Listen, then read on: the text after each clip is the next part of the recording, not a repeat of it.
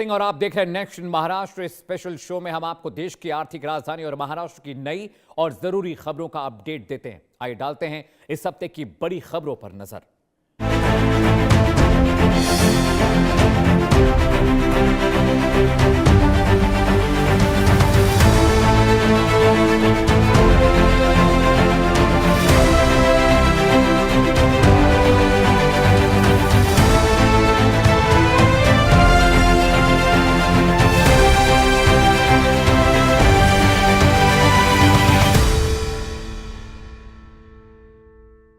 मुख्यमंत्री देवेंद्र फडणवीस ने नासिक नगर निगम के 200 करोड़ रुपए के देश के पहले सार्वजनिक ग्रीन म्युनिसिपल बॉन्ड को लॉन्च कर दिया है। आखिर क्या है ये ग्रीन बॉन्ड और कैसे इससे नासिक की तस्वीर बदलेगी, देखिए हमारी इस खास रिपोर्ट।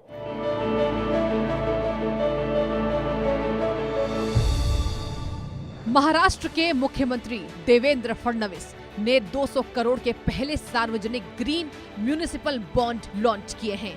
इन्हें नेशनल स्टॉक एक्सचेंज और बॉम्बे स्टॉक एक्सचेंज दोनों पर सूचीबद्ध किया गया है। लिस्टिंग समारोह में नासिक नगर निगम द्वारा महाराष्ट्र के ULB ग्रीन म्युनिसिपल बॉन्ड के सफल निर्गमन का जश्न मनाया गया। इसका उद्देश्य नासिक में पर्यावरण की दृष्टि से टिकाऊ बुनियादी ढांचे और विकास परियोजनाओं के लिए धन जुटाना है। क्राइसिल और इंडिया रेटिंग्स द्वारा AA+ रेटिंग प्राप्त ये बॉन्ड मजबूत क्रेडिट गुणवत्ता दर्शाते हैं। इस ग्रीन बॉन्ड के लिए केंद्र सरकार ने NMC को 26 करोड़ का प्रोत्साहन दिया है। इससे पहले 2025 में भी नगर निगम 200 करोड़ के बॉन्ड जुटा चुका है।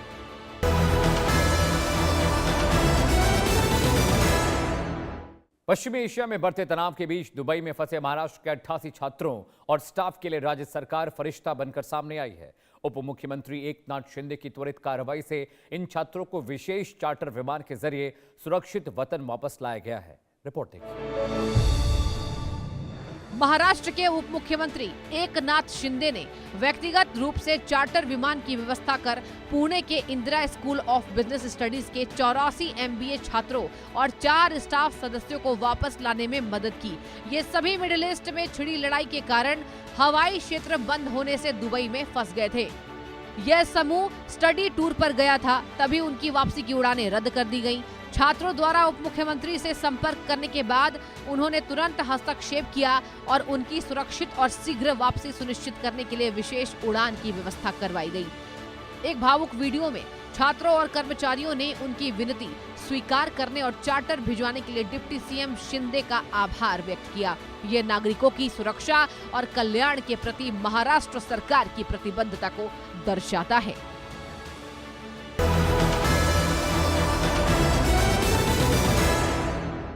कोंकण जाने वाले यात्रियों के लिए अब सफर सिर्फ आसान ही नहीं बल्कि रोमांचक भी होने वाला है। मुख्यमंत्री देवेंद्र फडणवीस ने मुंबई से विजय दुर्ग के बीच अत्याधुनिक रो पैक्स फेरी सेवा का शुभारंभ किया है। आइए जानते हैं इस नई समुद्री सेवा की खूबियां।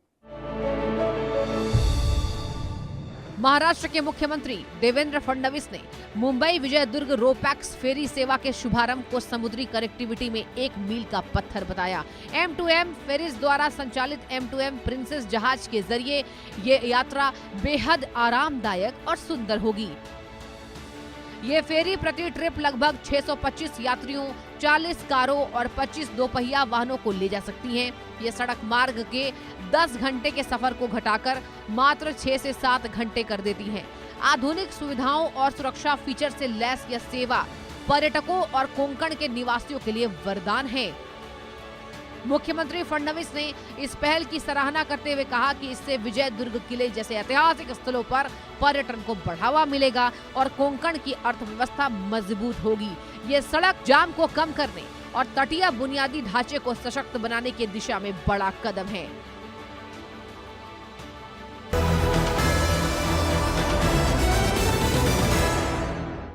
अंतर्राष्ट्रीय महिला दिवस के अवसर पर महाराष्ट्र सरकार ने राज्य की महिलाओं को सुरक्षा और सशक्तिकरण का दोहरा उपहार दिया है।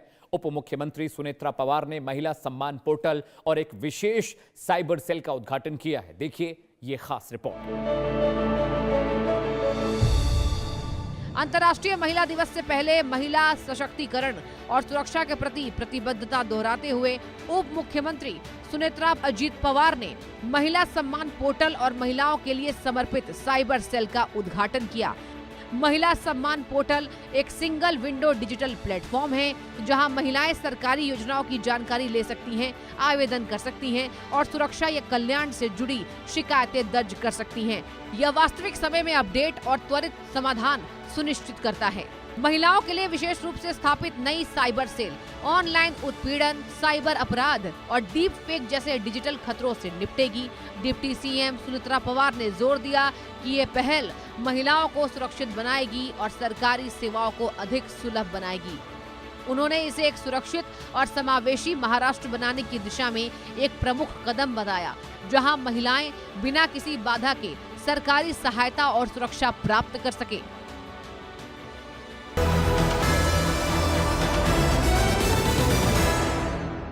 महाराष्ट्र को $1 ट्रिलियन की अर्थव्यवस्था बनाने की दिशा में विदर्भ से एक बड़ी शुरुआत हुई है। मुख्यमंत्री देवेंद्र फडणवीस ने नागपुर के पास 700 करोड़ रुपए की लागत वाले XSIO और औद्योगिक इंटेलिजेंस पार्क का उद्घाटन किया है। कैसे ये प्रोजेक्ट युवाओं के लिए रोजगार के नए द्वार खोलेगा, देखिए इस रिपोर्ट। महाराष्ट्र के मुख्यमंत्री देवेंद्र फडणवीस ने नागपुर के पास 700 करोड़ की लागत वाले Xavier school of innovation and entrepreneurship एकीकृत पार्क का उद्घाटन किया। इसका लक्ष्य महाराष्ट्र को इंडस्ट्री 4.0 प्रौद्योगिकियों का हब बनाना है। इस पार्क में AI, रोबोटिक्स, ऑटोमेशन और स्मार्ट मैन्युफैक्चरिंग की अत्याधुनिक सुविधाएं होंगी। मुख्यमंत्री ने कहा कि उन्नत विनिर्माण आज की पीढ़ी का मंत्र है, जो उच्च कौशल वाले रोजगार पैदा करेगा और विदर्भ क्षेत्र में वैश्विक निवेश को आकर्षित करेगा। यह पहल महाराष्ट्र को 1 ट्रिलियन की अर्थव्यवस्था बनाने के लक्ष्य के अनुरूप है। उन्होंने उद्योगों से भविष्य के लिए तैयार कार्यबल बनाने और सतत औद्योगिक विकास को गति देने के लिए XSIO के साथ साझेदारी करने का आग्रह किया।